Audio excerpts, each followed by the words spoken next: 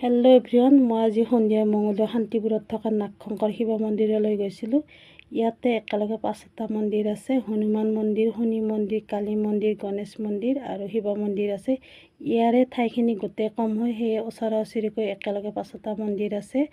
মই ইয়াতে শনিবাৰে প্ৰায়ে আহি বহুতেই ভাল লাগে। ইয়াতে 6 বজাত আৰতি হয় আৰু আৰতিৰ পৰিৱেশটো বহুতেই ধুনীয়া লাগে। সেই সময়খিনিত বহুতো ভক্তৰ আগমন হয়। সেয়ে বোলে এতিয়া লাহে লাহে ভক্তবিলাক আহিবলৈ ধৰিছে। ইয়াত ধূপ চাকি জ্বলাবলৈ লৈছে। মই পাৰিলে বাৰু আপোনালোকক আৰতিৰ পৰিৱেশটো দেখুৱাই দিম। এয়া চাওকচোন বাৰু, ইমান মানুহ হৈছে। এতিয়া আৰতি হ'বই আৰু কিছু সময়ৰ পিছতে।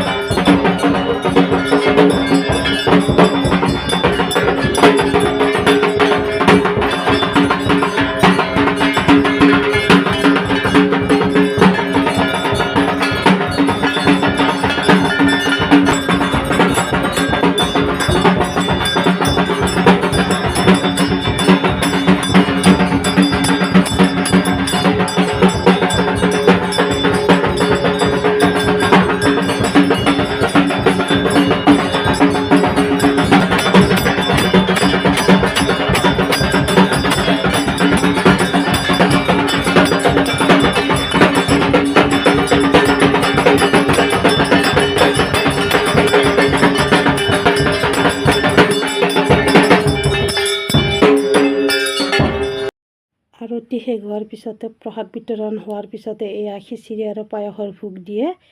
পায়সৰ লগতে খিচিৰিও দিয়ে একেলগে। ইয়াৰে পায়স আৰু খিচিৰিখিনি খাবলৈ বহুতেই ধুনীয়া লাগে। যিহেতু ভগৱানক বৰোৱা হয়, এয়া ভক্তসকলে খিচিৰি ভোগ খাবলৈ লৈছে। এইটো কালী মন্দিৰৰ ওচৰতে আছে।